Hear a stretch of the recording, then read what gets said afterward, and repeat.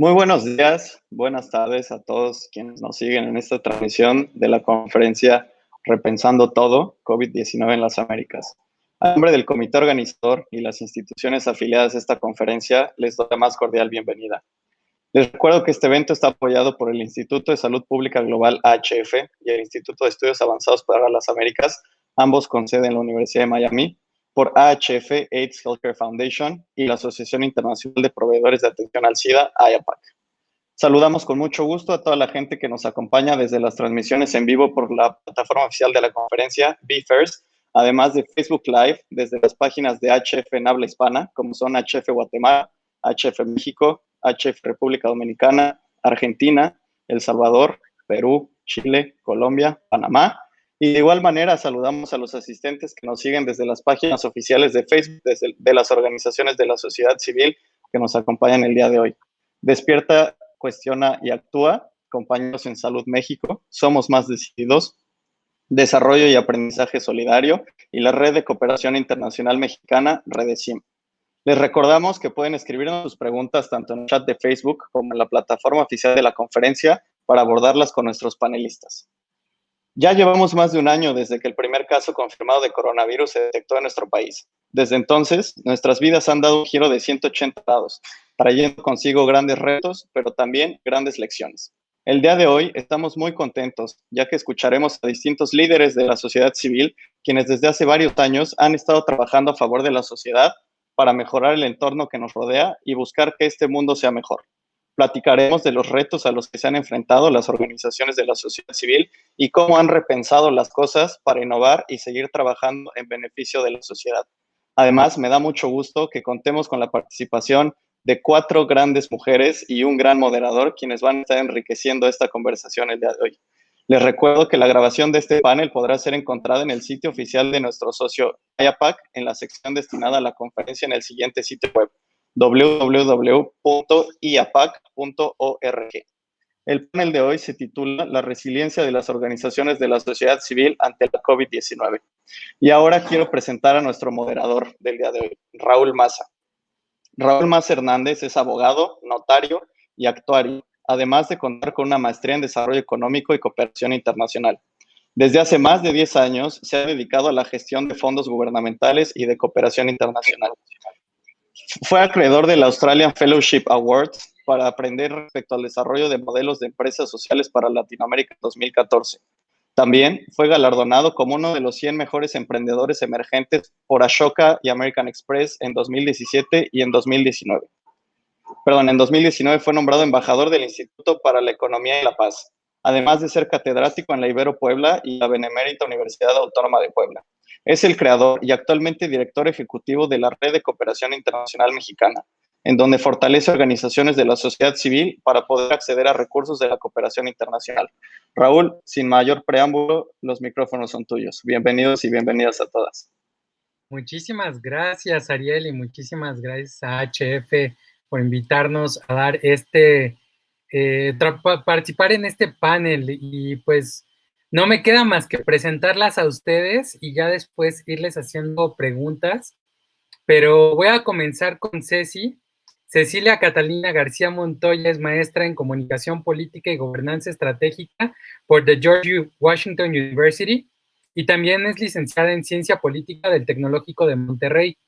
En 2018 recibió el Premio Nacional de la Juventud en la distinción de aportación a la cultura política y la democracia por su trabajo desde las organizaciones de la sociedad civil.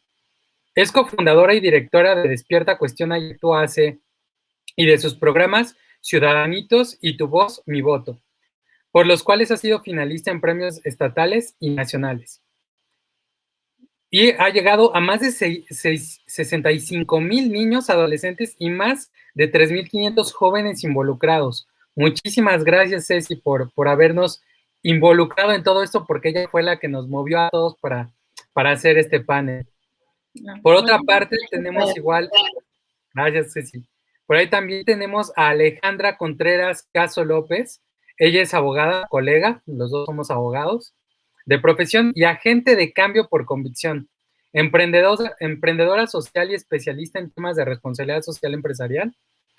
Fundadora y directora ejecutiva de asociación Somos Más Decididos, organización que enfoca sus esfuerzos en la educación ambiental y el desarrollo sostenible desde el estado de Veracruz. Cuenta con estudios de posgrado en Administración Educativa, Derecho Ambiental y Política Pública. Cuenta con una trayectoria nacional e internacional, ha sido ponente en congresos, foros y cumbres, destacando su participación en las Naciones Unidas, además de recibir premios como el Premio Nacional de la Juventud y el Premio Green Innovators del Banco Interamericano de Desarrollo. Muchas gracias, Alejandra. Y por ahí también tenemos a Eva Flores Osorto, que es hondureña de nacimiento y mexicana de corazón. Es maestra en responsabilidad social por la Universidad Anáhuac, México Norte, e ingeniera industrial por la Universidad Tecnológica Centroamericana. Ha coordinado diferentes iniciativas como campañas quirúrgicas extramuros, jornadas quirúrgico de ortopedia, oftalmológicas, bariátricas e otorrinolaringológicas. Lo puede decir bien. Así como la creación del patronato del Hospital General Dr. Manuel Gea González. Actualmente es la coordinadora de Relaciones Públicas y Desarrollo de Compañeros en Salud, que es una filial en México de Partners in Health, donde trabajan para fortalecer el sistema de salud mexicano en colaboración con el sector público, con el objetivo de brindar mayor acceso a servicios de alta calidad a comunidades marginadas. Gracias, Raúl. Gracias a ti, querida Eva. Y por último, pero no menos importante, tenemos a mi querida colega Rocío García Bustamante. Ella es miembro de Desarrollo y Aprendizaje Solidario AC, DASAC, en donde se desempeña como coordinadora de investigación y sistemas participativos de garantía. Participa como profesora investigadora invitada en la Ibero Puebla, en la maestría de gestión de empresas de economía social, donde somos colegas los dos. Es candidata al Sistema Nacional de Investigación SNI, tiene un postdoctorado en el Colegio de la Frontera Sur, ECOSUR, en el área de procesos culturales y construcción de alternativas. Es doctora en Economía Política del Desarrollo por la Benemérita Universidad Autónoma de Puebla. También tiene experiencia en diseño, gestión y evaluación de proyectos de participación e impacto social y académicos. Es fundadora del Tianguis Mercado Alternativo de Puebla, que por más de 14 años ha sido referente de procesos de producción y consumo local sustentable, además de que ha desarrollado un sistema participativo de garantías para productos agroecológicos. Y finalmente les menciono que participa en distintas redes alimentarias y agroalimentarias. Entonces tenemos un panel de lujo increíble que nos pusimos a pensar muy bien a quiénes íbamos a invitar para poder contestarnos qué ha pasado con la crisis de la pandemia y la crisis económica y cómo ha afectado a las organizaciones de la sociedad civil. Y bueno, pues le voy a pedir a cada una que esté lista, como les voy a preguntar como me las veo en la pantalla. Voy a comenzar con Rocío, después con Ceci, después con Ale y terminando con Eva las rondas de preguntas. La primera pregunta que les tengo a ustedes es, ¿cuáles fueron los principales retos que enfrentaron, no solamente como organizaciones, sino personalmente al iniciar la pandemia? ¿Qué retos enfrentó su organización, ustedes como directores o desde su área, y también como personas al empezar la pandemia? Adelante, Rocío. Hola, buenas tardes a todas y a todos. Gracias por generar estos espacios de diálogo y que nos podemos conocer, encontrar y abrir otras puertas de comunicación con la gente que nos mira. Bueno, los principales retos que nosotros encontramos primero fue la incertidumbre, ¿no? ¿Qué vamos a hacer? Y salvaguardar la vida, la salud de las personas que colaboramos y que colaboran con nosotros, ¿no? Entonces, bueno, esa fue el primer gran reto, porque no podíamos como hasta planear, ¿no? Toda la información era pues no era muy concreta y teníamos que estar prácticamente reaccionando cada semana a lo que decían o a las indicaciones que daba el gobierno. En el caso de nosotros en DASAC tenemos varias líneas de acción. Tenemos, por ejemplo, investigación, tenemos fomento de circuitos cortos, como es el Tianguis Alternativo de Puebla, que es uno de nuestros estándares, de nuestros baluartes de participación social, y pues es donde vimos como más fuerte esto de qué vamos a hacer para salvaguardar también la vida, la salud de los productores, de los consumidores, respetando las medidas del gobierno y también pensando que pues dependían económicamente muchos productores de que el espacio siguiera funcionando. Entonces, bueno, pues primero fue que determinamos que pues nuestra actividad como tianguis agroecológico era pues fundamental para mantener, para abastecer de alimentos sanos. Entonces, bueno, decidimos mantener abiertos, establecimos distintas medidas de seguridad, ¿no? Había muchos también como fluctuaciones en la oferta, en la demanda. Algunos de los productores se quedaron sin insumos que podían proveerse para poder seguir haciendo sus productos. Algunos otros productores de edad más avanzada dejaron de venir. Entonces, bueno, pues fueron grandes retos que tuvimos que hacer de adaptarnos a esta nueva modalidad, de buscar otras formas de venta que no fuera solamente la física, ¿no? En este caso, implementamos el Tianguis Alternativo Virtual, establecimos una plataforma en donde se subieron las informaciones de cada productor, esto en una colaboración con Sembrarte, que es el huerto urbano en donde desarrollamos el Tianguis ecológico, y montamos toda esta plataforma. Había productores que se quedaron sin, o participantes en las ventas del tianguis agroecológicos que se quedaron sin ese ingreso, por ejemplo, los artistas, ¿no? Tenemos un colectivo más de artistas que vendían obras de diferentes artistas poblanos, en este caso nosotros estamos en Puebla, los integramos a otras actividades como en el acopio y armado de canastas, ¿no? Y también, pues, empezamos a vincularnos con otras personas y otros movimientos a nivel nacional, en este caso las redes alimentarias alternativas, y formamos pues como un colectivo más, o como una fuerza más nacional. Muy bien, muchísimas gracias, Rocío. Adelante, Ceci. Muchas gracias. Primero que nada, agradecer el espacio a HF México y estoy muy contenta y muy honrada de compartir este panel con mujeres maravillosas que sentimos este amor por cambiar las cosas que no nos gustan, ¿no? Y gracias, Raúl, por estar aquí. No podríamos pensar en mejor moderador que tú, ¿no? Que sabes la historia de las OSCs y la compartes con nosotros todos los días. Y bueno, y sin más preámbulo, primero les quiero platicar qué es Desea México, ¿no? Nosotros somos una organización de la sociedad civil que tenemos ya casi 12 años trabajando educación cívica con niñas, niños, adolescentes y jóvenes. El programa emblema de Ciudadanitos, íbamos, mejor dicho, a escuelas públicas a trabajar con niños entre cuarto y sexto de primaria a través de modelos de enseñanza-aprendizaje con jóvenes voluntarios universitarios, ¿no? Ya sea en esquemas de servicio social o de prácticas profesionales. Entonces, de un día para otro, llega COVID, ¿no? Llega COVID y como bien decía Rocío, y compartimos esa incertidumbre. Todas las semanas decíamos, pues a lo mejor se acaba la semana que entra, ¿no? Y a lo mejor el mes que entra y podemos volver a las escuelas y podemos volver a la normalidad. Y poco a poco nos fuimos dando cuenta que eso no iba a pasar. El principal reto que teníamos en DCA es que teníamos proyectos abiertos, proyectos que teníamos compromisos con donantes públicos, es decir, de gobierno, y privados, con empresas. Entonces, había dinero a la mitad que tenía un plan, un cronograma muy específico, con indicadores ya muy específicos, que no se podía cumplir, porque simplemente no podíamos entrar a las escuelas y las escuelas estaban cerradas, ¿no? Entonces, en ese orden de ideas, también teníamos otro reto. Teníamos 500 jóvenes universitarios en 5 estados del país que su servicio social o prácticas profesionales dependían de nosotros. Ellos tampoco podían hacer nada, estaban haciendo esto, ¿no? Esto que ya es muy común, y a mí me encanta saludar a la gente ahora, ¿en cuál Zoom del día vas, no? O sea, ¿en cuál videollamada del día vas? Porque nos la hemos pasado en esto, ¿no? Y ese era el reto. ¿Qué íbamos a hacer con esos 500 chavos que no tenían la culpa, ni nosotros tampoco, de lo que estaba ocurriendo, pero tampoco podíamos ponerle pausa al trámite administrativo que es un servicio social o unas prácticas, ¿no? Y teníamos también el reto de qué hacer con los proyectos abiertos, ¿no? Y así nació Ciudadanitos en Casa. Ciudadanitos en Casa nació en esa emergencia, en este grupo maravilloso que tengo, de mujeres también, ¿no? Mi equipo es de puras mujeres también, de cómo cambiamos el mundo. Y empezamos de un día para otro, bueno, hagamos un cuento.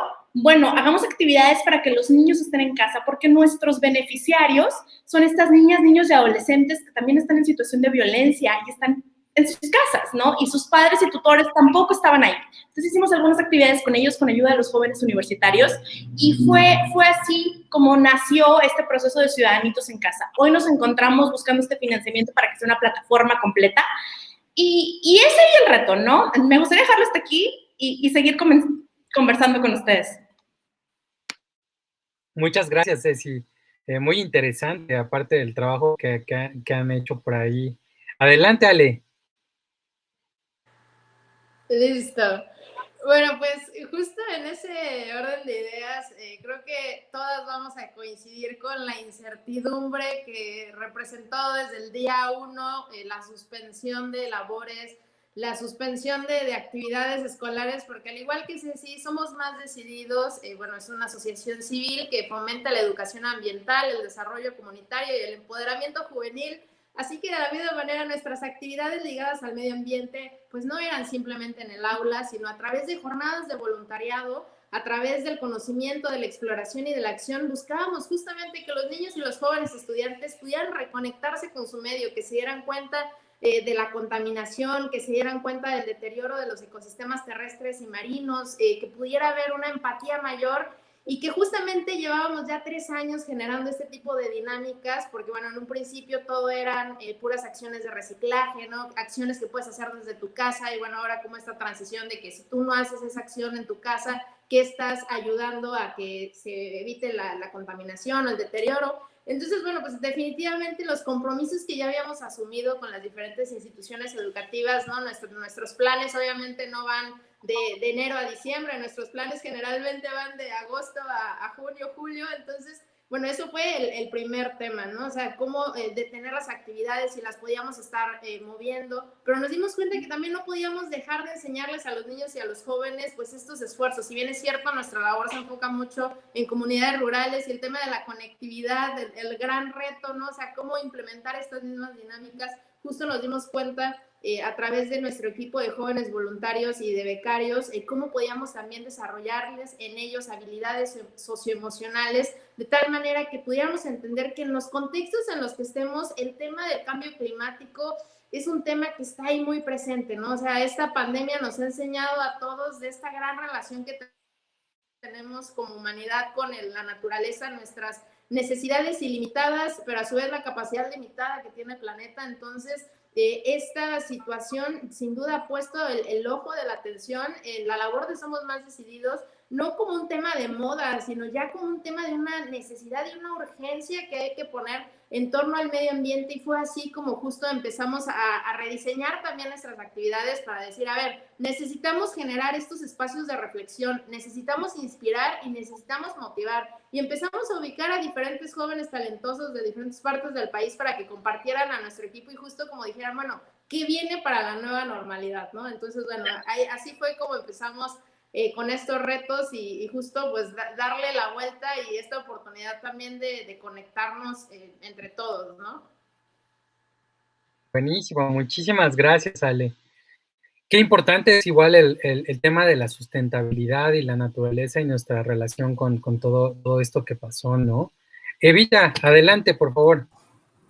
Gracias, Raúl. Pues yo coincido con Rosy, Ceci, con Ale, que la incertidumbre fue, ¿no? el reto más grande. Para nosotros preparar una respuesta ante COVID con el mismo equipo humano, los mismos recursos y el mismo presupuesto fue todo un reto, ¿no? Al inicio solo teníamos información de lo que pasaba en otros lugares, en otros países, en países que tienen sistemas de salud fuertes, estructurados, con muchos recursos, y no teníamos más información que esa, ¿no? Y entonces, ¿cómo utilizamos esa información para entender cómo íbamos a trasladar nuestra respuesta en comunidades rurales, en una zona como la Sierra Madre de Chiapas, que es donde nosotros trabajamos?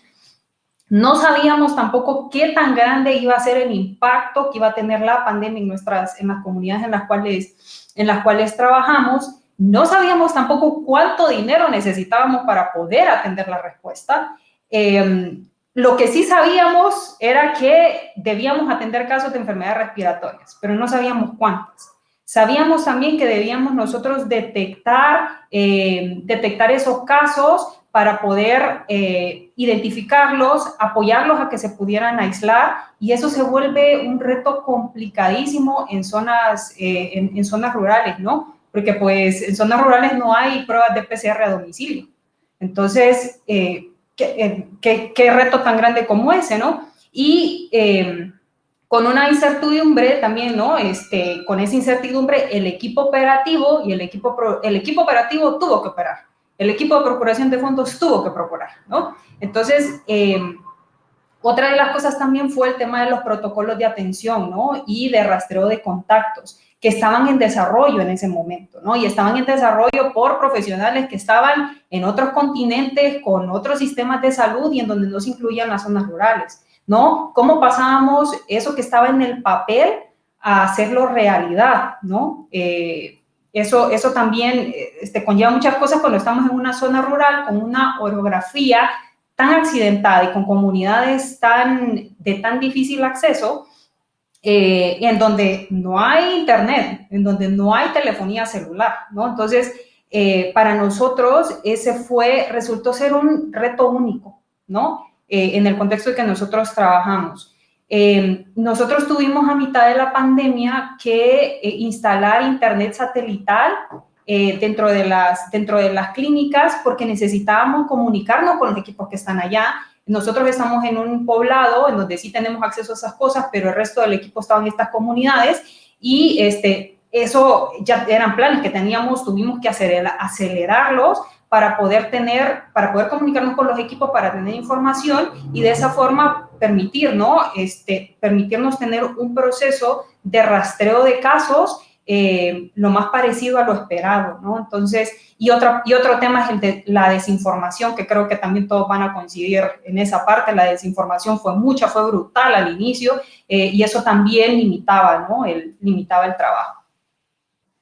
Muy bien, muchísimas gracias, Eva, y a todas.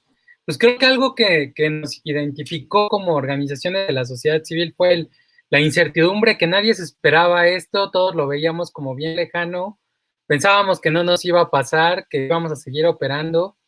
Yo me acuerdo que en algún punto estábamos en una reunión, varias organizaciones, y dijeron, la semana que viene nos van a encerrar, y yo así de, no sé, no creo, ¿no? Pero sí, al final sí nos tocó, y todos tuvimos que dar algún tipo de respuesta. Entonces, esto me lleva a mi segunda pregunta. La segunda pregunta tiene que ver con qué fortalezas identificaron en ustedes mismas, en su equipo y en sus organizaciones para enfrentar la crisis de la pandemia y también la crisis económica, ¿no? Porque eran dos cosas que por ahí son interrelacionadas.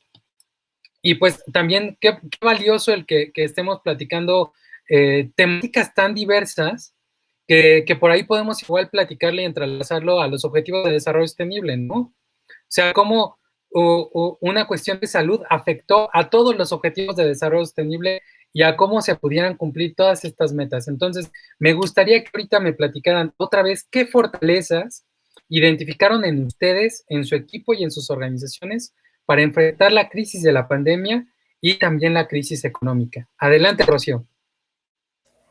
Bueno, pues fortalezas personales, creo que la formación y las ganas de seguir haciendo lo que hacemos, ahora con un contexto que nos retaba más, ¿no? Porque pues muchas familias dependen del trabajo que se genera en los mercados agroecológicos, la producción que ahí ya estaba sembrada para ser vendida, no es de cierre, y qué pasa con toda esa formación, ¿no?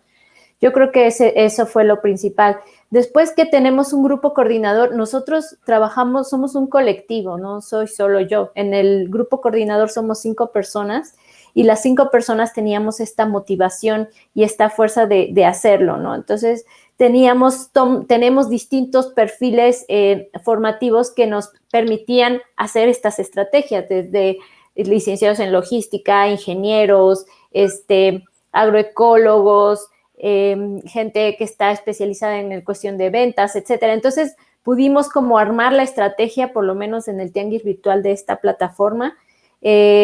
Después, también una de las fortalezas que teníamos es pues la misma gente, los mismos productores, incluso los mismos consumidores, porque este lugar, el Tianguis Alternativo de Puebla, es ya una comunidad, no se ve como, pues ellos son los coordinadores o ellos son los productores.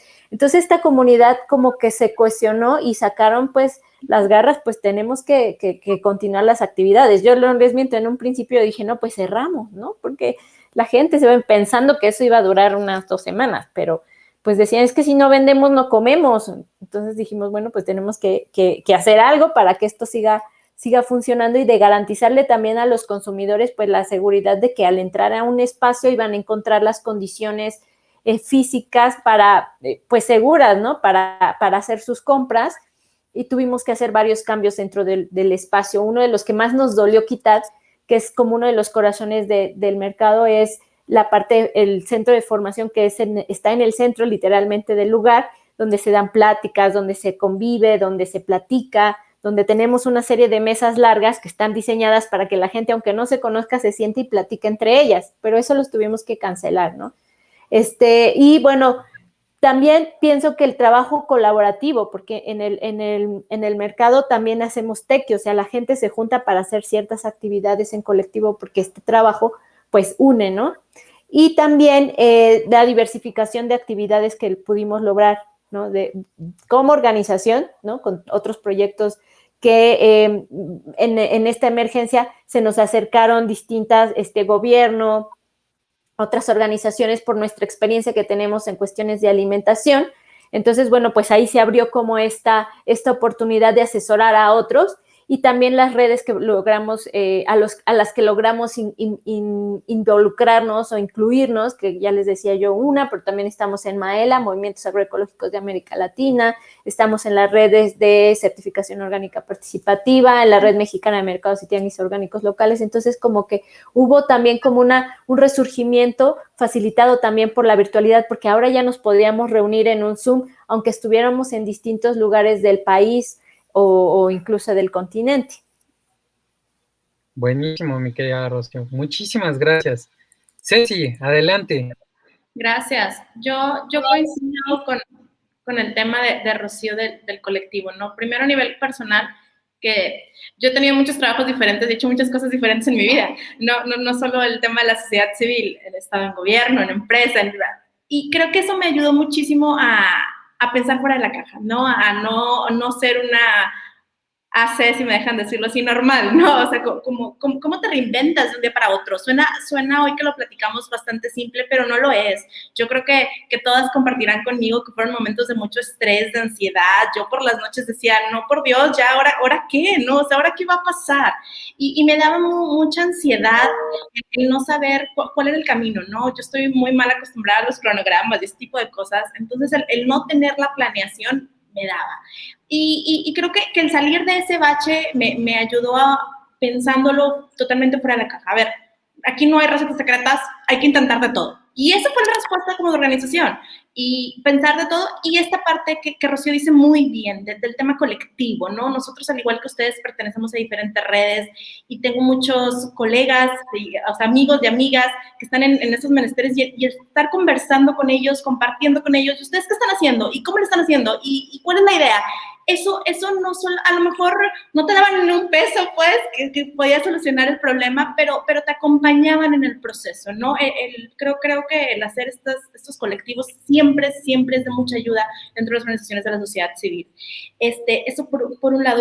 Y otra cosa que quería yo también, nosotros como organización teníamos ya mucho tiempo trabajando de home office o teletrabajo, ¿no? Si bien el equipo nunca ha estado en la misma ciudad desde hace 6, 7 años, ¿no? Entonces estábamos acostumbrados a vernos 2 o 3 veces al día. Y eso ayudó enormemente, porque para nosotros el home office era el día a día, no era diferente, era lo de siempre. Entonces, si bien tuvimos que reducir el equipo significativamente en los primeros meses, y eso fue muy doloroso para todos, y cerrar oficinas, al igual que en Rocío, pues espacios que teníamos, que queríamos muchísimo, los tuvimos que cerrar, y eso causa dolor dentro del equipo, sin duda alguna, y personalmente también, ¿no? Tu sueño, cómo se va haciendo chiquito de un día para otro, o de un mes en mes, ¿no? Es complicado, pero creo que una gran fortaleza dentro de la organización es que que trabajamos competencias ciudadanas, y esta parte de habilidades socioemocionales que Ale ya conversaba muy bien. desde hace muchos años, ¿no? Entonces, más de una década. Y nos dimos cuenta hace más de una década que importaba pensar en el otro, que la reciprocidad no es cualquier cosa. A mí me encanta poner el ejemplo del cubrebocas, ¿no? El cubrebocas que si me lo pongo, y esto que decía Eva de la desinformación, que si me lo pongo, que si no me lo pongo, que es este tema, ¿no? Pues para nosotros es ciudadanía. Si tú eres ciudadana o ciudadano y entiendes que si tú no te pones el cubrebocas, le afectas al otro, se acabó, ¿no? Pero en México nos cuesta mucho trabajo ese tema. Creo que una fortaleza de la organización ha sido eso, ¿no? Que hemos trabajado los temas de ciudadanía y los temas del otro hace mucho tiempo y fue para nosotros muy fácil poder transmitirlo a colegas de organizaciones y a la comunidad en general. Y fue así como pudimos involucrar también a los voluntarios, ¿no? Nosotros teníamos muchísimos jóvenes que tenían 2, 3 años voluntariados con nosotros y decían, oigan, pues estamos encerrados, pero ¿qué vamos a hacer, no? Y unos chavos buenísimos se pusieron a hacer un videojuego y otros hicieron un memorama, una chava lindísima, pues yo me aventé las ilustraciones, hice un memorama padrísimo, hicieron cuentos, y creo que esas ganas de querer hacer las cosas, esas ganas de no querer dejar a sus niños dentro de las escuelas, que sabían que estaban sufriendo muchísimo el encierro, porque papá y mamá tenían que, o cuidador o tutor, tenían que salir a trabajar. Entonces, lo que no nos hemos dado cuenta con el cierre de las escuelas es que los niños, muchos de ellos están encerrados solos. Y eso es muy grave y no sabemos las repercusiones que va a tener en el mediano y largo plazo, ¿no? Y que creo que es un gran tema. Gracias. Muchísimas gracias y muy importante todas las reflexiones que nos das, querida Ceci. Ale, no sé si sigues por aquí. Si no, le damos tiempo a Ale que recupere su internet y pasamos con Eva. Adelante, Eva. Sí, bueno, para compañeros en salud, una de las fortalezas es el equipo, ¿no? Somos nosotros, el equipo, somos un equipo con mucho entusiasmo, con mucha capacidad de respuesta, pues yo diría, ¿no? Con mucho punch. Somos un equipo joven, y me incluyo. La mayoría de la gente en el equipo es menor a 35 años.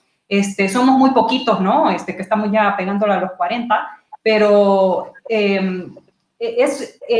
no quiero que malinterpreten, ¿no? Que personas mayores de 35 años no son entusiastas y no tienen capacidad de respuesta. No. Pero para nosotros eso fue una fortaleza porque el equipo trabajó jornadas de trabajo muy largas, días festivos, fines de semana, y todo el que quiso, todo el que pudo, ¿no? Entonces, eso refleja el compromiso, el amor a la causa que tenemos como equipo, ¿no? De saber que trabajamos porque la salud sea un derecho humano universal, ¿no? Y que la injusticia tiene cura, ¿no? Y ver la respuesta de un equipo ante una incertidumbre, ante esta incertidumbre, ¿no? de la pandemia, hacer todo lo que estaba en nuestras manos para poder apoyar el sistema de salud público a poder dar respuesta a esta pandemia, ¿no? Llevar las recomendaciones, llevar la información a comunidades rurales en donde no hay acceso, ¿no? a tener la información, era parte también, ¿no? del compromiso. Otra cosa es el vínculo de confianza entre compañeros en salud y las comunidades, ¿no? Si bien ya tenemos 10 años de estar trabajando en la Sierra Madre de Chiapas, ese vínculo de confianza no se creó de la noche a la mañana, ¿no? Pero eso se fortaleció con la pandemia. Trabajamos en equipo con las comunidades, platicamos con los líderes ejidales para saber cuáles eran las mejores estrategias para poder diseñarlas, para que las comunidades pudiesen enfrentar la pandemia. Y otra cosa también súper importante, y otro de las cosas buenas, ¿no? que hemos visto es la confianza de los donantes. Tan importante, ¿no? Y Compañeros en Salud ha cuidado a lo largo de estos 10 años la transparencia, la rendición de cuentas con los donantes, la comunicación con ellos, que ha hecho, ¿no? Que pudiésemos seguir haciendo este trabajo, ese gran compromiso social, ese gran compromiso por la causa de nuestros donantes, ¿no? hacia nosotros, y que ellos nos hayan escogido a nosotros como organización para poder ser el vínculo, ¿no? Para que ellos pudiesen canalizar sus ganas de ayudar a estas poblaciones vulnerables, ¿no? Entonces, yo creo que ese es uno de los grandes, esa es una de las grandes fortalezas, ¿no? De Compañeros en Salud en estos tiempos. Muchísimas gracias, Eva.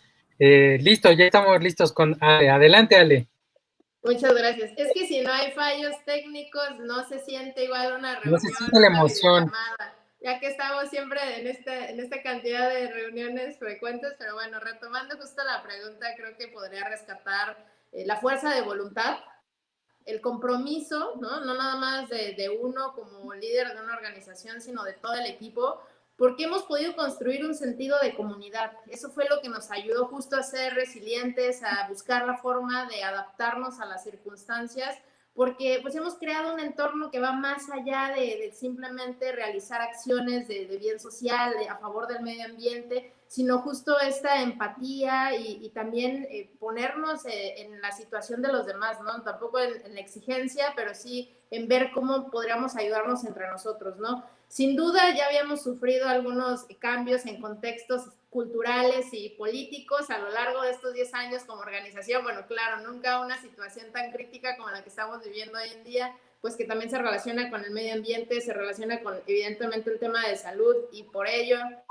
también la parte económica que sí se vio como muy repercutida para todos en ese sentido, porque bueno, para nosotros 2020 pues era punta de lanza en dos sentidos. El primero, pues nuestro 10º aniversario, ¿no? Y con ello casi tirar la casa por la ventana, pues por todos los esfuerzos que habíamos empezado a lograr y a consolidar por un lado, pero por el otro, por justo muchos donantes de los cuales habíamos trabajado en los últimos 2 años, con los cuales pues obviamente al no haber actividades de voluntariado fue como reinventarnos en ese sentido y también nos hizo replantear cómo podríamos llevar este tipo de actividades sin esa necesidad de estar físicamente presentes, ¿no? Yo creo que hemos podido lograr, a pesar de las circunstancias, muchísimo más impacto aún al poder justo socializar ya no nada más aquí en Veracruz, sino también en otras partes del país, cómo estamos llevando a cabo estas actividades, por un lado.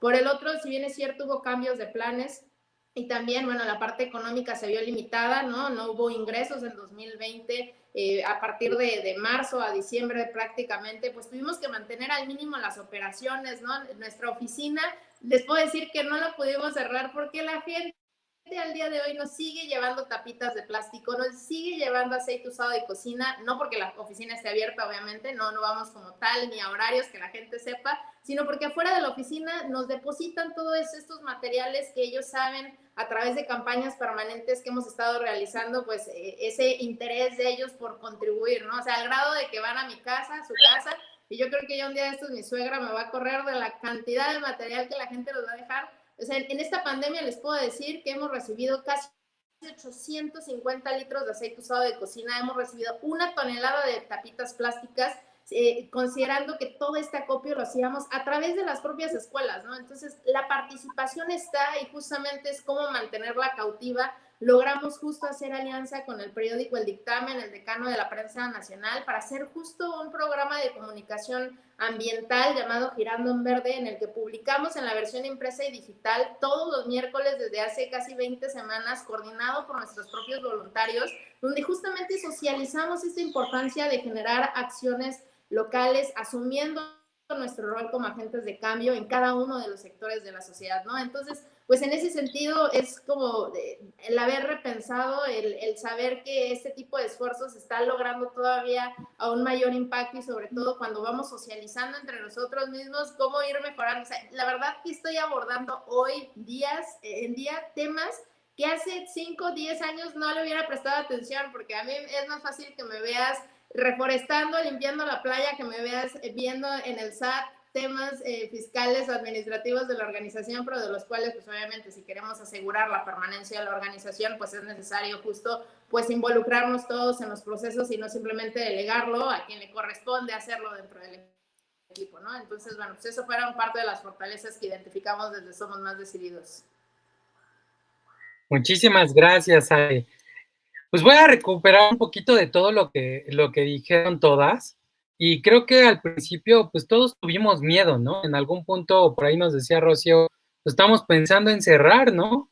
Entonces todos en algún punto pasamos por esta cuestión del miedo, para después algunas de ustedes dijeron, pues como que nos empezamos a sentir solos en esta, al principio cuando estábamos encerrados, pero ya después de allí entraron otras cosas que no vienen ni en los libros, y no vienen en formación, que a pesar de estar formados, ahí empezaron a hablar de la fuerza de voluntad, ¿no? El querer hacer un cambio y sí querer como activar cosas, lo cual nos llevó a planear, a repensar cómo iba a ser nuestra estrategia, cómo íbamos a reabrir, cómo íbamos a ayudar a nuestros beneficiarias y beneficiarios, etcétera, etcétera. Y creo que algo más importante de todo esto es generar un sentido de comunidad, ¿no? O sea, que el otro también soy yo, ¿no? O sea, el que está pasando por eso también yo estoy encerrado, también están viendo por ahí mi cuarto, a lo mejor en otras personas, y el chiste es como, pues sí, generar ese sentido de comunidad es súper valioso, y donde entra todo esta cuestión del trabajo en red que a nosotros, al menos en Redesim, nos gusta platicar muchísimo. Y bueno, para hacer un pequeño paréntesis, le quiero recordar a nuestra audiencia que puede dejar sus preguntas en el chat de Facebook y en la sección de preguntas de la plataforma de la conferencia. Vamos a recopilar todas las preguntas que van generando allí, y ya al final yo las voy a ir asignando a cada una de ustedes. En caso de que alguna quiera contestar igual a alguna otra pregunta, adelante, pero las dejo atrás. No sin antes hacerles la última pregunta que tenemos para este panel. Me quise replantearla porque la tenía como un poquito no tan positiva. Entonces, me gustaría que me platicara cada una de ustedes cómo creen que la pandemia y el contexto de crisis que hay en Latinoamérica para con las organizaciones de la sociedad civil va a impactar o impactarnos como organizaciones de la sociedad civil a futuro. ¿Cómo nos vemos en un futuro? ¿Cómo creen que vaya a cambiar todo esto y cómo creen que nos vaya a cambiar? Más que afectar, ¿cómo nos va a cambiar? ¿Cómo ven todo este rollo de las organizaciones de la sociedad civil y nuestro trabajo a futuro? Adelante, Rocío. Pues esta pregunta me hizo pensar cómo surgieron las organizaciones de la sociedad civil en México, ¿no? A partir del temblor del 85 se hizo todo este movimiento de gente que quería restaurar su casa, de muchas cosas de solidaridad, de protección civil. Y me parece que esta crisis, pues si no fue tan rápida y tajante como un sismo, pues sí es una crisis que nos da tiempo, como es lenta, de organizarnos como sociedad civil. Entonces, a mí me parece que como organizaciones o como sociedad civil en general, a lo mejor no estamos tan organizadas, bueno, hablo de en general la sociedad, pero que nos da pautas para empezarnos a organizar, y que vemos que si no lo hacemos en colectivo no lo vamos a lograr. O sea, individualmente no vamos a poder crear alternativas de distintas índoles, ¿no? De alimentación, de vivienda, de energía. Habemos de muchos cambios, de muchos campos. Entonces, me parece que el futuro, pues, es que hay, digamos que es una buena noticia de que es un empujón, por no decir un empujonzote, a organizarnos o sobrevivir, ¿no? Y a organizarnos o sobrevivir en colectivo. Y así lo vamos a tener que hacer, porque las vulnerabilidades que estamos viviendo, pues las estamos padeciendo también de manera colectiva.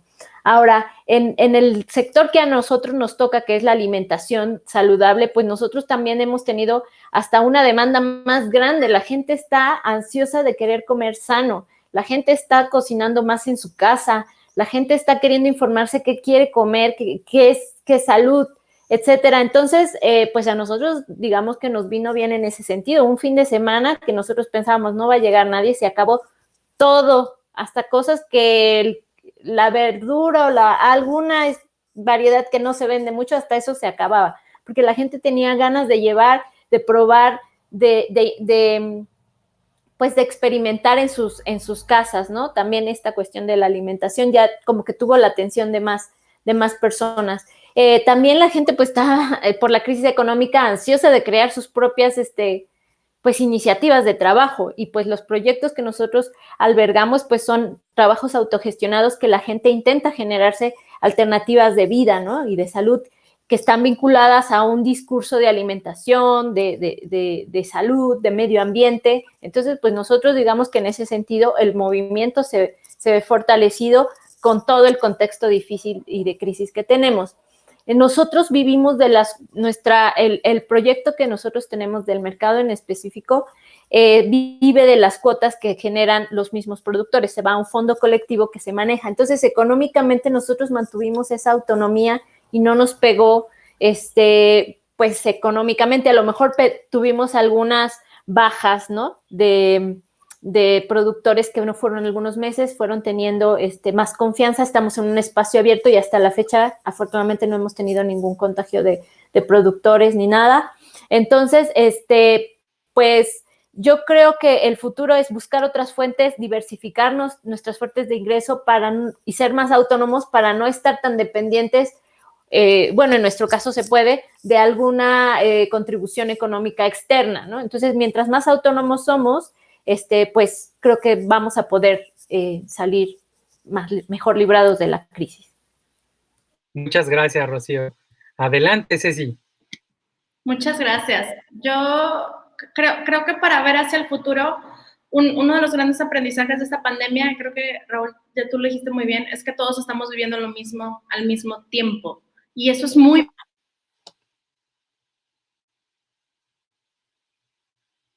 mundos, es lo que tú estás sintiendo, ¿no? Y todos pasamos por el proceso de sentirnos solos a sentirnos muy acompañados. Y eso a nosotros nos ha hecho pensar también que hay mucha más gente que quiere participar. Y como bien dijo Rocío, las organizaciones de la sociedad civil nacen en crisis, al igual que lo que Ale ha experimentado, en DESEA también lo hemos experimentado. Tenemos más gente que quiere hacer algo, no sabe qué exactamente y hacer algo.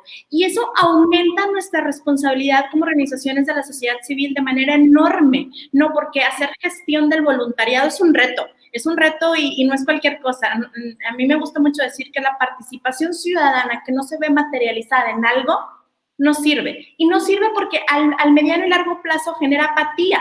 Por eso nuestra responsabilidad como organizaciones de la sociedad civil se vuelve enorme. Si no gestionamos de manera correcta este voluntariado y esta participación, se nos va a ir. Y eso es muy, muy preocupante. Ahí, en ese orden, se me ocurren dos cosas, ¿no? Uno, esta idea de seguir trabajando en colectivo, de seguir trabajando en red. No podemos pensar, como bien dice Rocío, que cada uno podemos seguir bajando nuestros fondos y ya. Tenemos que trabajar interconectados. Ahí está el mapa de ruta, que son los ODS, o los Objetivos de Desarrollo Sostenible, que están conectados, como ya bien lo comentamos, ¿no? Le pegó a salud, pero nos venó pegando a todos. Y que tampoco no conocemos las consecuencias sociales y económicas reales del COVID hoy por hoy. La verdad es que nadie sabe qué va a pasar, cómo nos va a afectar en la próxima década que los niños no estén yendo a la escuela, ¿no? Que en lo personal es lo que a mí más me preocupa, ¿no? Que UNICEF sacó esta semana una campaña muy interesante sobre esos 160 millones de niños y niñas que no están en la escuela. ¿Qué va a pasar con ellos? Y eso cómo va a afectar el desarrollo y la calidad de vida de los países en el mundo. Y América Latina, aunado, está pasando también por una crisis política, ¿no? Y no hay que dejarla de lado. Yo sé que no estaba dentro de la pregunta, pero me gustaría sumarla. La crisis política, no solo en México, sino en América Latina, nos hace también repensarnos como organizaciones de la sociedad civil. Y no nos queda de otra más que hacerlo en colectivo, hiperconectados y que nuestros proyectos y conjuntos y trabajos no se trata de lo que hace Ale o de lo que hace Rocío, de lo que hace Eva, por decir algo, de lo que hago yo, Ceci, sino de lo que hacemos juntas y de lo que creamos juntas. Y eso cómo hace que todos tengamos sociedades más justas, más resilientes, más solidarias, más sustentables, ¿no? Entonces, creo que es eso y nos toca, ahora sí, repensarlos, ¿no? Creo que no hay recetas mágicas, no hay cronogramas, y vayamos haciendo esta conversación y también que sea pronto, ¿no? O sea, no tenemos tampoco tanto tiempo. Buenísimo, Ceci, muchas gracias. Adelante, Ale.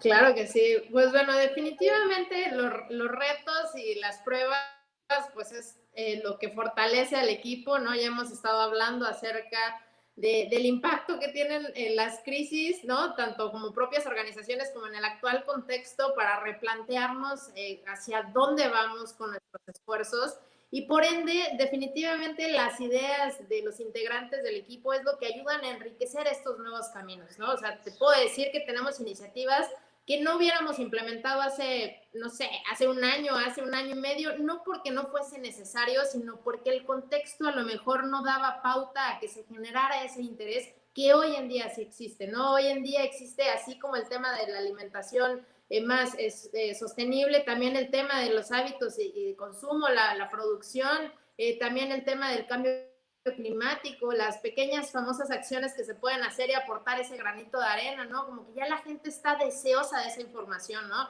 Nosotros hemos experimentado un crecimiento de casi el 80% del número de voluntarios gracias a esta pandemia, ¿no? Porque sin duda también lo toman como una actividad de convivencia, ¿no? No podemos caer las organizaciones de la sociedad civil en ese punto de simplemente enseñar y compartir si no generamos este diálogo y estas conversaciones en las que se vean ellos también involucrados, porque si no, por ejemplo, nuestros voluntarios y becarios que son estudiantes van a decir, ya me voy a conectar a otra sesión que es exactamente lo mismo como mis clases de universidad, ¿no? Y aquí lo que queremos justamente es que se sientan parte de esta propia comunidad, que si bien es cierto, pues estamos unidos a la distancia y que, bueno, pues eso también es lo que nos ha permitido generar diferentes líneas de acción. Ayer justo recibí un correo que me preguntaban, oye, ¿me podrías mandar una presentación de tus programas vigentes? Y yo, mis programas vigentes se quedaron antes de la pandemia, ¿no? Tengo que ponerme a sacar toda la lista de lo que hemos estado haciendo y la verdad que aprovechar todas estas plataformas. Hemos podido generar desde cine debates, ¿no? Hemos podido generar también dinámicas de estos talentos decididos, que fueron estas conferencias de emprendimiento. Ahorita estamos por lanzar un seminario de habilidades socioemocionales que también bajo esta perspectiva de sostenibilidad y el impacto que tiene justo en la Agenda 2030, pues ha sido también algo valioso para que justo los chicos también puedan sumar experiencia curricular independientemente de todos los aprendizajes significativos que tienen gracias a ser parte de voluntariados, ¿no? Definitivamente el reto ya no es cómo sumarlos, ¿no? Ahora el reto es cómo profesionalizar ese esfuerzo y justamente cómo eso al mismo tiempo los permite incentivarnos. O sea, gracias a que muchos de ellos forman parte de Somos Más Decididos y están formando parte de 2 o 3 voluntariados adicionales porque justamente nosotros les enseñamos con qué otras organizaciones estamos haciendo. No es cooptar a los voluntarios para decir, yo tengo más voluntarios y becarios, ¿no? Mi organización es al contrario, ¿no? Sumar esfuerzos y justo aprovechar de sus talentos y sus cualidades la oportunidad de ser parte de estos cambios, ¿no? Que si vamos a ayudar a niños y adolescentes con cáncer, ahorita ya tengo a 3 becarios que fueron a dejar en total casi 50 kilos de residuos en 3 semanas, ¿no? Que si vamos a limpiar las playas, pues ya tenemos a 5 becarios que quisieron ir y voluntarios a hacer esta labor y ya llevan junto con otro equipo ya casi 700 kilos de basura recolectada en 2 jornadas, en 2 meses, ¿no? O sea, actividades en las cuales ellos también se sientan cómodos de participar, pero sin duda el reto nuestro es cómo hacer de esta gestión del talento pues una oportunidad en el que se sientan también realizados, satisfechos y por ahí pues ciudadanos de bien, que no simplemente sean los famosos críticos de las redes sociales, ¿no? Los revolucionarios de las redes sociales, sino sean personas proactivas, ¿no? Que dejen de ser estos espectadores y se conviertan en actores de su propio cambio. Muchas gracias, Ale. Muy interesante lo que nos dices por allí. Y terminamos con mi querida Eva. Adelante, Eva. Sí, Raúl, pues bueno, ¿qué nos depara, ¿no? Esta pandemia para el futuro? Yo creo que tenemos que leer lo que nos dicen, ¿no? Los contextos. La economía mexicana se contrajo en el 2020 en un 8.5%, un máximo histórico desde la Gran Depresión de allá de los 1932-33. ¿Qué nos habla esto, no? Que va a haber una disminución de la producción de bienes y servicios y su consumo tanto nacional como internacional, ¿no? Entonces, eso va a disminuir la cantidad de recursos que nuestros donantes, que nuestros aliados pueden dedicar a las causas sociales, ¿no? Y algunos de estos donantes, empresas, familias, individuos, pues están luchando por mantenerse a flote, o sea, están luchando por resistir a la pandemia en términos económicos, en términos de salud. Entonces, pues eso aquí en el microcosmo de México, pues se ve un panorama no muy bueno, ¿no? ¿Y qué nos dice entonces el panorama internacional, no?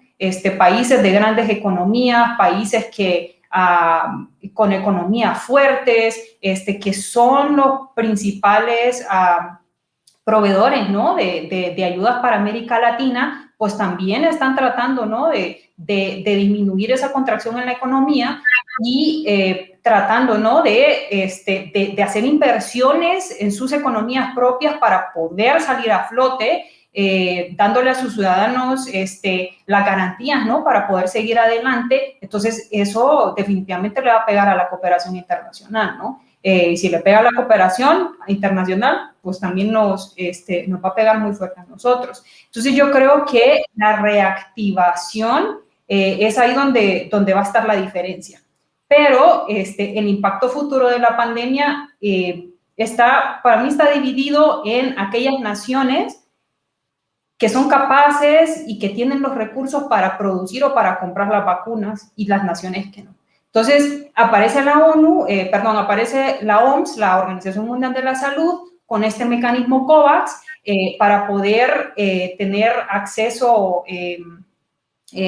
pues justo, ¿no? De las vacunas, pero este es un mecanismo que no va a poder trabajar a todo vapor mientras que las grandes naciones y las grandes economías no estén vacunadas. Entonces, eso hace que el mayor riesgo, tanto para las organizaciones, los gobiernos, las naciones, las empresas, es que la falta de la vacuna, ¿no? Entonces, y si no tenemos vacunas, si no tenemos esa distribución equitativa de las vacunas, lo que va a pasar, ¿no? Y esto no lo digo yo, esto lo dicen los expertos que lo han dicho ya repetidas veces, vamos a tener un descontento social que eso nos va a llevar a un colapso de la sociedad, por no tener el acceso a estas vacunas, lo que nos lleva entonces a un círculo vicioso de enfermedad y de pobreza, ¿no? No hay política pública que pueda aguantar la pandemia sin la vacuna, ¿no? Y lo otro que, si no tenemos la vacuna, entonces lo que nos queda es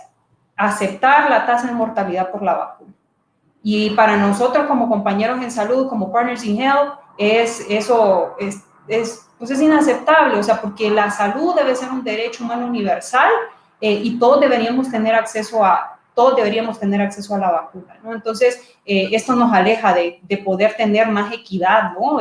Tanto en salud y como en otros temas, ¿no? Entonces, yo creo que ese es el mayor reto y eso es lo que siento yo que nos espera un poco el futuro. Ok, muchas gracias, Eva. Pues creo que hay varias cosas que tengo que recuperar aquí. Importante, pues, que autorreconocer que estamos en una situación de crisis, pero esta cuestión de crisis no es ajena para nosotras las organizaciones de la sociedad civil.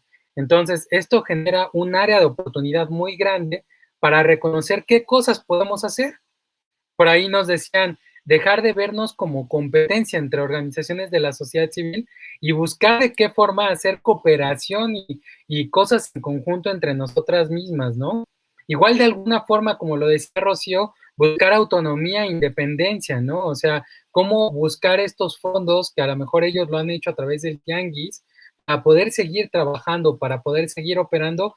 Es importante esta diversificación de fuentes de recursos dentro de las organizaciones, seguir siendo creativos con todo esto, ¿no? Por ahí también nos decían algo importantísimo, potenciar nuestros esquemas de voluntariado con todas las personas que dicen, queremos hacer algo, no sabemos cómo, pero queremos dejar de ser esos activistas de sillón, ¿no? Que nada más damos likes o ponemos ahí alguna crítica y pues no va a cambiar realmente el mundo, ¿no? Entonces, alguna vez yo vi una campaña o tuvimos una campaña que se llamaba Da más que un like, ¿no? Entonces, tenemos que buscar que estas personas den más que un like y entren a hacer voluntariado, ¿no? Y por último, pues creo que algo que nos acaba de decir Eva es súper importante, ser estratégicos, ¿no? Cómo ser estratégicos para poder evitar este tipo de situaciones que podrían llegar a ser negativas. Chicas, pues si no es molestia para ustedes, me gustaría comenzar ahora sí con la ronda de preguntas que tiene el público y terminamos con un minutito de conclusiones de cada una, porque seguramente va a haber cuestiones ricas de acuerdo a las preguntas. Entonces, la primera pregunta es, ¿cómo hacer que las personas se den cuenta que se pueden transformar en agentes de cambio social como ustedes, en el marco de una crisis social como la que estamos viviendo ahora? ¿Alguna que quiera contarlo?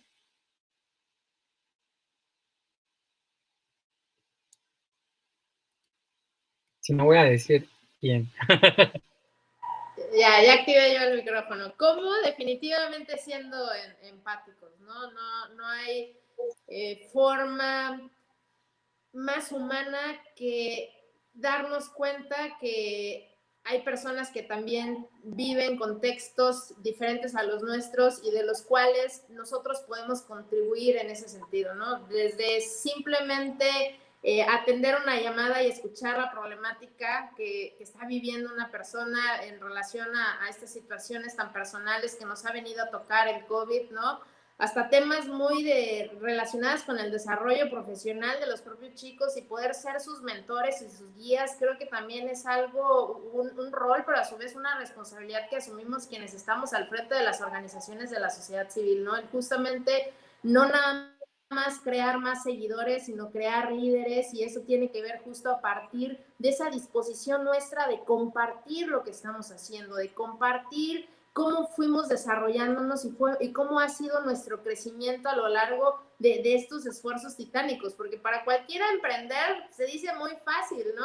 Y sobre todo cuando hoy en día los emprendimientos van más orientados a temas de negocios sociales o emprendimientos relacionados evidentemente pues con la parte económica y no emprendimientos sociales como los nuestros, que justamente vienen a hacer pues esa luz en el camino para muchas problemáticas que desafortunadamente las políticas públicas no tienen puestas en el ojo y que finalmente son temas de los cuales no podemos ser ajenos, ¿no? Justamente un chico de secundaria me preguntaba el otro día, Ale, ¿y yo qué puedo hacer para ser un agente de cambio, no? Entonces decía, pues primero involúcrate, preocúpate en ver qué problema está, que te aqueje y por ende busque quién está haciendo algo al respecto. No es para que tú te pongas a crear de cero una solución, una alternativa o veas los 17 objetivos y las 169 metas e indicadores y veas hay 169 problemas que atender, sino justamente te sumes a organizaciones que están poniendo de su esfuerzo y de su dedicación y a partir de ahí veas pues todo lo que implica, puedas aprender, involucrarte y hacer más. Yo creo que es ahí donde podríamos seguir formando más agentes de cambio, justo asumiendo también nuestra responsabilidad que corresponde como líderes de organizaciones de la sociedad civil. Buenísimo. Adelante, Eva. Yo agregaría también ahí que muchas veces pensamos que para poder ser un agente de cambio necesitamos hacer grandes cosas y necesitamos estar en organizaciones grandes y necesitamos, no, la verdad es que no, o sea, con esas pequeñas cosas que nosotros podamos hacer incluso con nuestras propias familias, con nuestros amigos, ahorita que, pues que la situación no ha permitido, ¿no? Contacto social, el que estemos al pendiente de esas personas que nosotros queremos, familia, amigos y demás, de verdad eso es ser un agente de cambio, porque uno no sabe que en ese momento le escribiste un mensaje o le diste una llamada a alguien que necesitaba escuchar y que necesitaba platicar con alguien. Eso también es ser un agente de cambio, o sea, no esperar a hacer aquellas grandes cosas y involucrarte en cosas muy grandes, no, sino que comenzar desde lo más cercano, ¿no? Desde lo propio y así, ¿no? Y como dice Ale también, buscar, ¿no? Como esas cosas que están a nuestro alrededor, en nuestro contexto y cómo poder ayudarnos en nuestras propias comunidades, en el barrio en el que vivimos, en el edificio en el que vivimos, ayudar al vecino si es un adulto mayor y preguntarle, ¿no? Darle una llamada y preguntarle si necesita algo, eso es ser un agente de cambio también, ¿no? Entonces, para no dejarlo tampoco fuera del contexto. Buenísimo. A mí me gustaría ya ir a preguntas que están como enfocadas a algunas de nuestras ponentes. Cecilia, ¿cuál va a ser la repercusión a largo plazo en temas educativos en las generaciones de niños que ahora llevan un año sin acudir a la escuela y cómo les va a afectar a su desarrollo socioemocional? Claro, gracias, Raúl. Esa es una gran pregunta y para mí es uno de los retos más importantes de esta pandemia. Sin duda, después del tema de la vacuna, que Eva lo ilustró muy bien y gracias, pero el segundo es la educación, ¿no? Porque que los niños no estén interactuando, a ver, pensemos primero que las escuelas no es el lugar en donde solo aprendemos a leer y escribir y a sumar y restar. Las escuelas es el primer lugar donde aprendemos que hay una persona extra que nuestra familia, ¿no? Entonces, estos niños chiquitos, no, yo soy mamá de 3, tengo uno de 4, una de 2 y una de 1. Mi hija de 1 nació en pandemia, ¿no? Mi esposo y yo nos burlamos que es nuestro contado de pandemia, pero es real, ¿no? El martes cumple 1 año y oficialmente tenemos 1 año en pandemia. En ese orden de ideas, mi hija no conoce qué es ir al súper, por decir algo burdo, no conoce. Y lo platico desde mi entorno familiar, porque es así de simple, ¿no? No tenemos que ser tampoco especialistas en educación y sin duda también es importante verlo desde esa idea, pero que los niños no interactúen con otros niños de su edad. Mi hija nunca ha visto un niño de su edad, no sabe que existen otros niños de su edad como ella, ¿no? Entonces, en ese orden de ideas, las repercusiones van a ser monumentales, ¿no? Evidentemente van a subir las tasas de violencia como nunca lo hemos visto, porque la interacción es el primer paso hacia la convivencia social. Y las escuelas son el espacio donde se abre hacia la convivencia social. Y eso es problemático en todas las edades, ¿no? En mi caso, que son muy chiquitos, pero pensémoslo en secundarias. No, los niños de secundaria, que estaban en quinto, sexto, si vuelven este año o el que sigue, volverán a segundo o a tercero de secundaria. Vivieron su adolescencia en pandemia. Y eso también tiene enormes repercusiones, porque es cuando se enteran que son seres sociales y que hay reglas y esta famosa cultura de la legalidad, ¿no? ¿Qué está bien y qué está mal? Y se puede ver muy blanco y negro, pero el bien y el mal no es un blanco y negro. Tiene tonos, por decirlo. Entonces, en DCA estamos muy preocupados y ocupados sobre este desarrollo socioemocional, ¿no? Nuestra respuesta a la contingencia que tiene que ver con programas que abonen y apoyen. Y la verdad es que aquí necesitamos de todos, ¿no? Las empresas que tienen a sus empleados en home office, en teletrabajo, y están sus hijos ahí, también están viviendo eso, ¿no? Entonces, a mí me gustaría ocupar este espacio para invitar a la reflexión también al sector privado. No es solamente, si las escuelas no van a abrir este año, tenemos que repensar cómo sí le vamos a hacer para que empiecen estas niñas y niños a generar estas competencias ciudadanas, estas competencias socioemocionales para los próximos años, porque no podemos pensar que el mundo va a seguir así en 5 o 10 años, ¿no? Entonces, sin duda, nosotros creemos fervientemente que aunado a todo este descontento social va a venir una ola de violencia enorme en los próximos décadas. Ok. Gracias, Ceci. Por ahí hay una pregunta que me gustaría que me contestara Rocío, sobre todo por el esquema de trabajo que tienen ahí dentro del Tianguis. Dice, mucha gente se da cuenta que el trabajo que se hace dentro de las organizaciones de la sociedad civil es no remunerado. ¿Cómo han logrado involucrar a la gente para que invierta su tiempo? Es nuestro recurso más valioso en cuestiones sociales. Pues es una buena pregunta. Bueno, muchos, de hecho, nosotros empezamos sin tener una remuneración. De hecho, decimos que nosotros, por ejemplo, el proyecto que hacemos en la par del Tianguis está financiado por otras fuentes, digamos, para nuestra actividad personal, ¿no? Entonces, pues la gente que está involucrada con nosotros tiene también otros ingresos. O sea, en esta parte de diversificar los ingresos, siempre tienen otros trabajos. Y la actividad, por eso es tan colectiva, porque no todos ponemos toda la actividad, todo el trabajo dentro de un mismo lugar. Por ejemplo, bueno, yo aparte de trabajar en DASAC, pues también doy clases, también hago investigación. Mis otros compañeros también tienen otros esquemas similares o tienen becas de alguna maestría, etcétera. Tenemos algunos voluntarios que, pues, o servicio social que, pues, es parte de sus obligaciones educativas, por decirlo de alguna manera. Los productores no. Hay gente que llega, por ejemplo, gente retirada, que dice, pues yo quiero participar, a lo que comentaban hace rato, ¿no? Yo quiero participar en algo, no sé bien en qué, pero yo quiero, ¿no? Yo les voy a dar una plática de esto, yo les puedo dar una plática de aquello. Por ejemplo, tenemos algunos profesores universitarios que nos apoyan en los procesos de certificación participativa, ¿no? Entonces, como que juntando muchas voluntades de mucha gente, se ha logrado hacer procesos colectivos.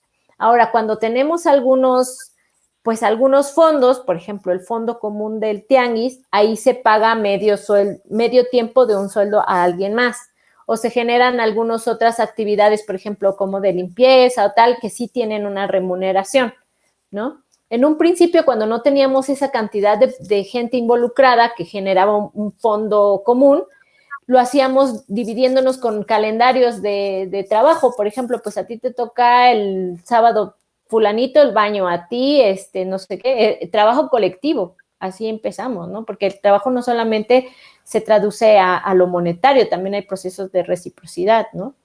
Así empezamos hace muchos años. Ahora ya hemos evolucionado a que tenemos esta base, como fija de ingresos que nos permite llevar gastos de luz, de algunas personas que hacen algunas tareas básicas, pero pues no es que obligues a alguien y convencerlo a alguien que trabaje gratis, pues eso, pues solamente que sea voluntario, servicio social, pero muchas veces la gente tiene esa voluntad de querer colaborar, de querer hacer algo, de querer participar. Nos ha pasado que, por ejemplo, tenemos tequios, ¿no?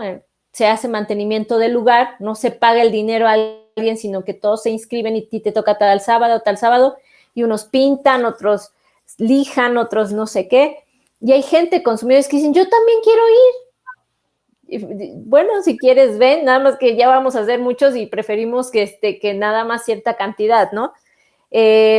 Pero es también como que la voluntad que va teniendo cada persona y la misma organización va evolucionando. Tal vez nosotros no hemos llegado a un proceso organizativo de bajar grandes recursos, y entonces tener muchas fuentes de trabajo, sino nuestro trabajo es un poco más, pues no sé, concreto, ¿no? Y por eso somos muchas personas. Por eso digo que una de las principales fortalezas es el trabajo colectivo.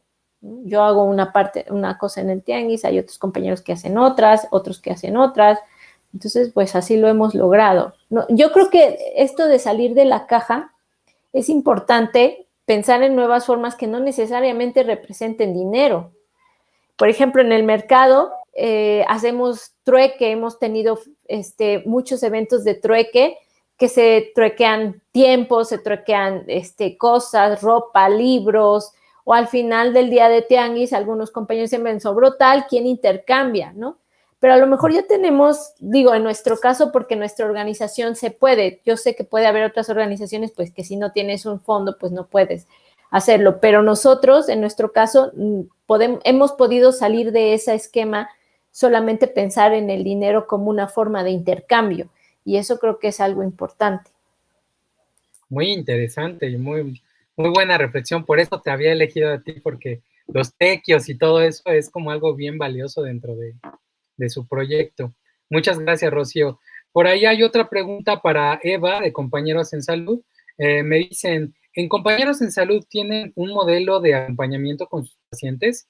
¿Cómo se afectó este modelo en este primer año de la pandemia? ¿Cómo hicieron para innovar en este aspecto? Sí, gracias, Raúl. Pues bueno, sí, Compañeros en Salud, una de sus cualidades principales es esto, ¿no? El acompañamiento a los pacientes. En Compañeros en Salud lo que hicimos fue, constituimos, ¿no? Hicimos un grupo específico para la respuesta COVID. Este grupo específico ayuda al resto de los programas, que son varios que tenemos, que tienen que ver con salud mental, salud materna, atención especializada, trabajadoras comunitarias de la salud, cuidados paliativos, cirugía y otros programas, ¿no? Entonces, este equipo de respuesta COVID, que así le llamamos, es el equipo que ha ayudado como a generar la estrategia para que todos los programas puedan seguir con sus tareas regulares, ¿no? Porque, como se nos mencionaba, nosotros tuvimos al inicio que trabajar con el mismo equipo y con el mismo presupuesto. Entonces, al avanzar, ¿no? Al avanzar el tiempo, pudimos generar este nuevo equipo de respuesta a COVID que ha generado estas estrategias y en grupo hemos podido pensar, ¿no? Cómo poder hacer los cambios, cómo poder hacer el switch en todas estas actividades, ¿no? Por ejemplo,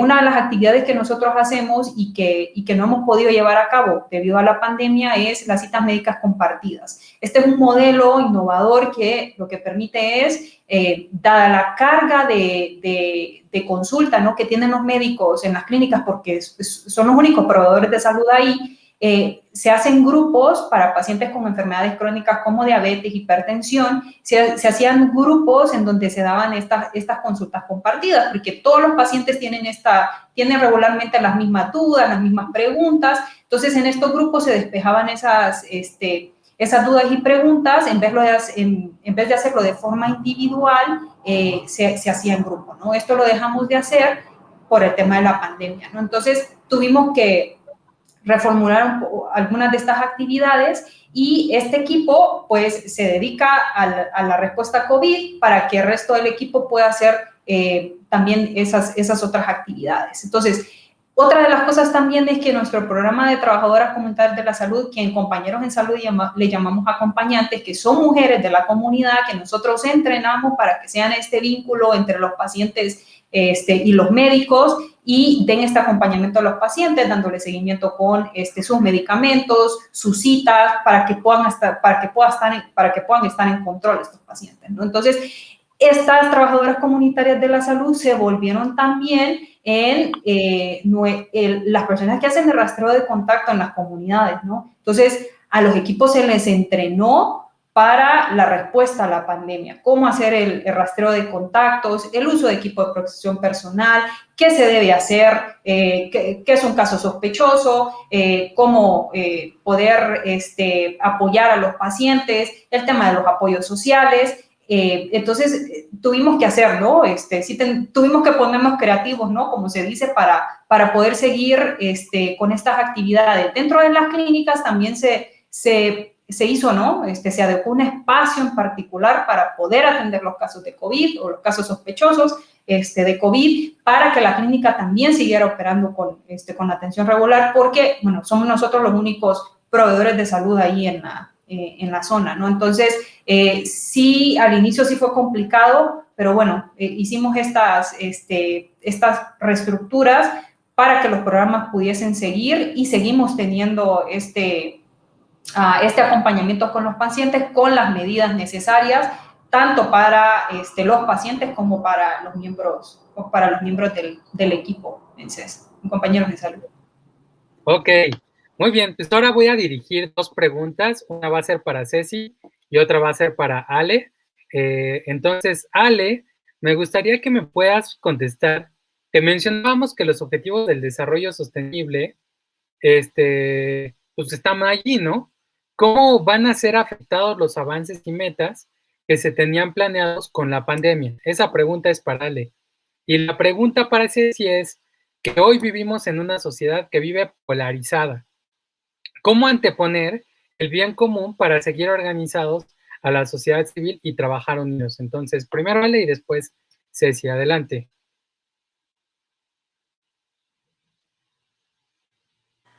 Qué pregunta tan más complicada creo que me acabas de dar, pero sin duda tiene su gran razón, ¿no? Definitivamente el avance que los Objetivos de Desarrollo Sostenible habían mostrado a lo largo de estos 5 años, pues desafortunadamente han hecho que se retroceda en ese camino y bueno, al menos en algunas de las metas de los ODS en el eje de medio ambiente, pues sí se han visto muy favorecidos en ese sentido, ¿no? El tema de concientización y de sensibilización, que es la meta 3 del objetivo 13, pues hace justamente que entendamos que esta pandemia está permitiendo que también la gente tome más razón, pero además tome más importancia en la lucha contra el cambio climático. Al mismo tiempo tenemos en el objetivo 12 de producción y consumo responsable, la meta 5 que habla justamente de acciones de reciclaje, de reuso, de reducción de materiales que si bien es cierto, pues se han visto mermados en algún modo, ¿no? Por todo ese, sí, se reduce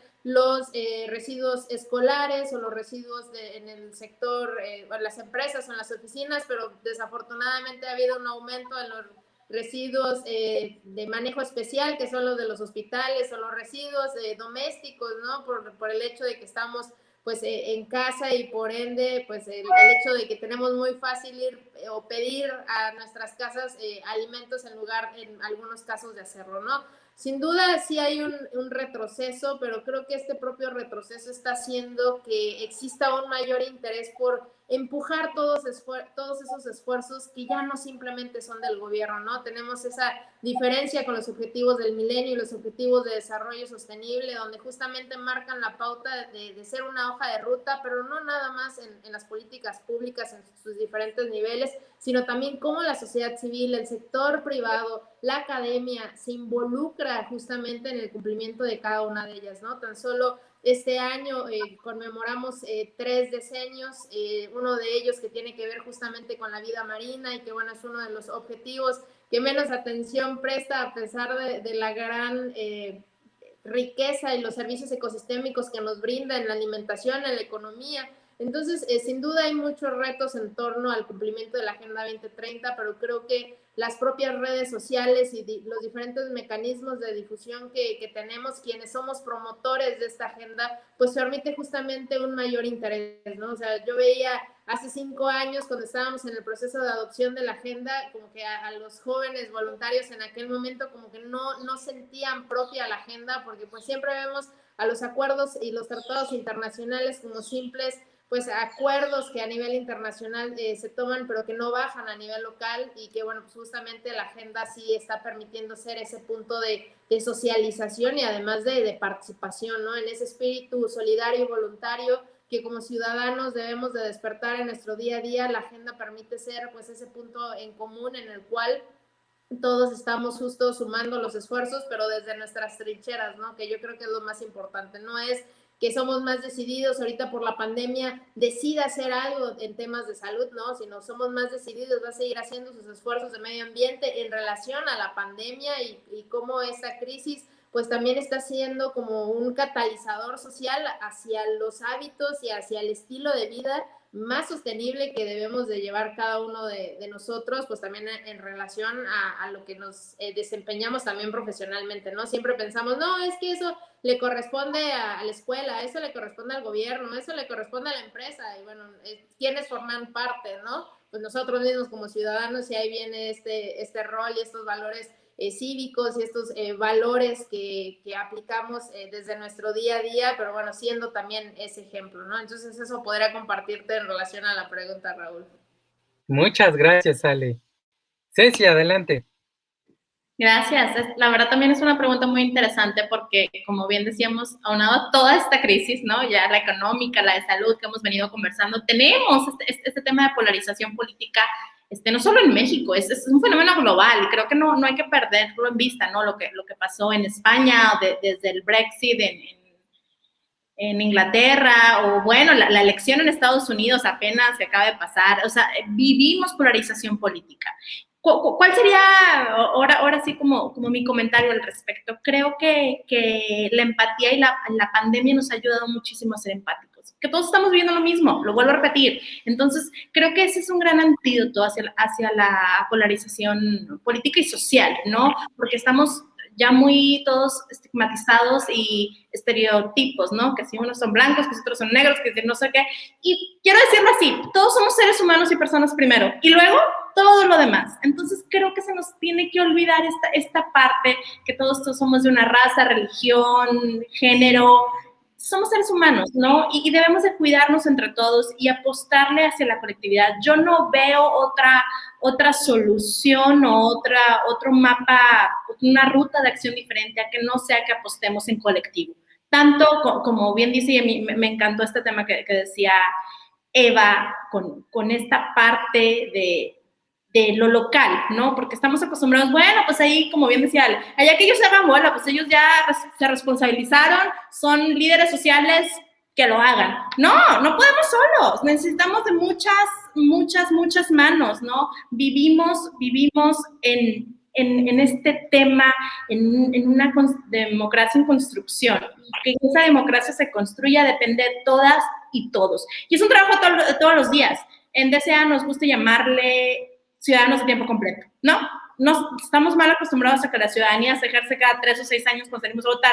Y eso no es cierto. La ciudadanía se ejerce desde que le hablamos a nuestro vecino, de una persona adulta mayor, a ver si está bien. O a nuestra amiga o al otro, oye, te ayudo a hacer el súper. O, oye, necesitas que te cuide el niño mientras, porque los niños no los dejan entrar a ningún lado. Eso es ser ciudadanos, ¿no? Entonces, el antídoto hacia la polarización política es que volvamos a lo básico, a lo local, a estas relaciones humanas, a estas interacciones de uno a uno y no las perdamos de vista. Es lo único que nos va a ayudar a salir de esta crisis. Buenísimo. Oigan, ahora sí, como para el rollo millennial, me gustaría que llegáramos a conclusiones. Si pudieran reducir a un tuit, ¿cuál es el aprendizaje más importante que les ha dejado la COVID-19? ¿Cuál sería el aprendizaje más importante, Rocío?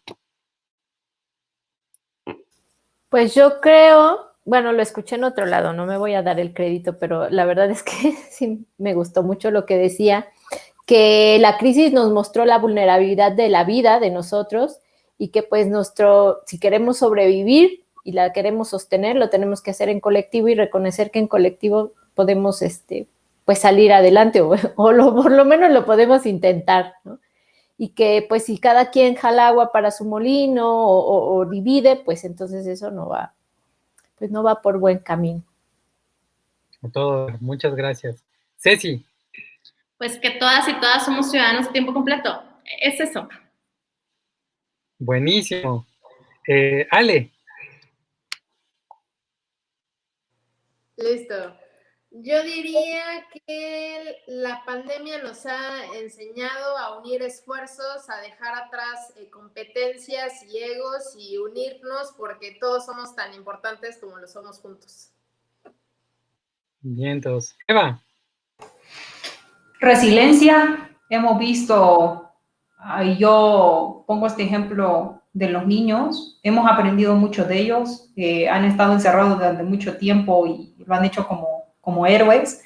Yo creo que la resiliencia, trabajar en equipo, trabajar en conjunto, estar unidos, como dice Rocío, somos seres humanos, eso es lo que importa, no géneros, no nacionalidades, nada de eso, ¿no? Somos seres humanos y en estos tiempos necesitamos ser solidarios también unos con otros, ¿no? En estos tiempos es cuando necesitamos serlo, ¿no? Cuando vienen estos golpes, ¿no? Que seguramente, pues, lastimosamente tal vez no sea el último, lo hemos visto, ¿no? A lo largo de la historia de la humanidad. Entonces, y estar unidos es lo único que nos hace salir adelante, ¿no? Y poder sortear este tipo de situaciones. Padrísimo, pues nos gustaría poder contestar muchísimas más preguntas, pero queremos terminar justo igual a tiempo para respetar a nuestra audiencia.